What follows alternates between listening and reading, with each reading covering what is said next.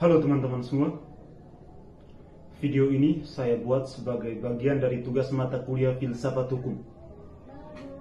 Pada kesempatan ini, izinkan saya akan membahas salah satu aliran hukum, yaitu mazhab sejarah.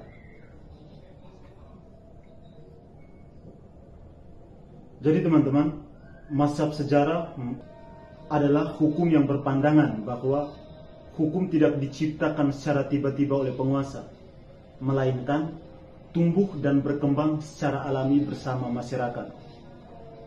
Aliran ini kemudian dipelopori oleh Frederik Karl van Sydney dan kemudian dikembangkan oleh Harry Summerman. Menurut Sydney, hukum lahir seperti bahasa suatu bangsa. Setiap bangsa memiliki jiwa bangsa yang berbeda. Dan dari jiwa bangsa inilah hukum bersumber. Oleh karena itu, hukum tidak dibuat, melainkan ditemukan dalam kebiasaan, nilai, dan rasa keadilan yang hidup dalam masyarakat. Hukum berkembang seiring perjalanan masyarakat, dari bentuk yang sederhana hingga yang kompleks. Dalam masyarakat modern, kesadaran hukum memang dirumuskan oleh para ahli hukum, namun tetap mencerminkan nilai dan kesadaran hukum masyarakatnya. Karena itu, hukum tidak bersifat universal atau tidak dapat ditetapkan sama di setiap masyarakat. Pemikiran Sydney kemudian dikembangkan oleh Harry Summerman. Menurut Main, ia menolak unsur mistis dalam konsep Volgeis, tetapi sepakat bahwa hukum berkembang mengikuti perubahan masyarakat.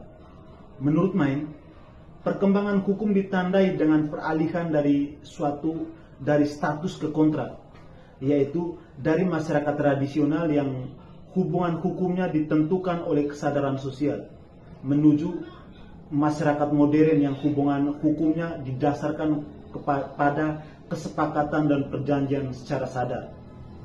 Dengan demikian, baik Main maupun Sydney, mereka sama-sama menegaskan bahwa hukum merupakan hasil dari proses sejarah dan perkembangan sosial masyarakat, bukan semata-mata kehendak penguasa atau produk undang-undang.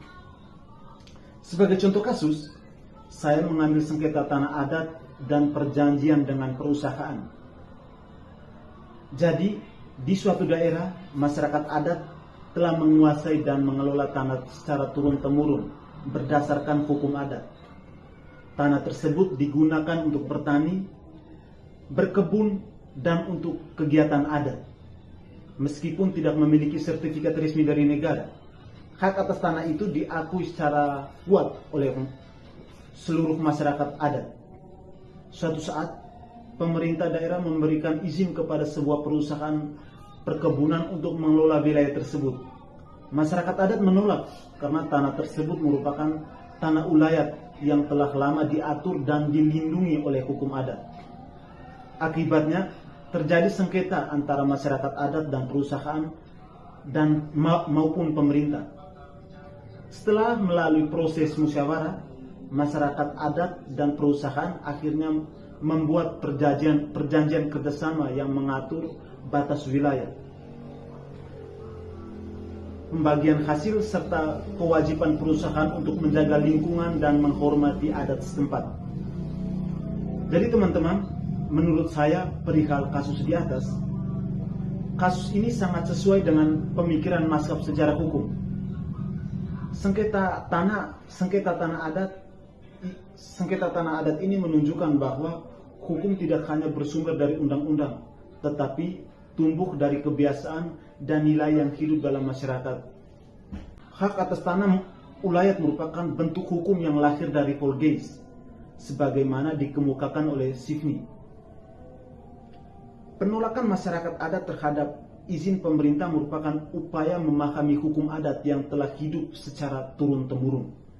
Namun, ketika kemudian dibuat perjanjian kerjasama, terlihat adanya perkembangan hukum dari status ke kontrak, seperti yang dijelaskan oleh Harry Summerman.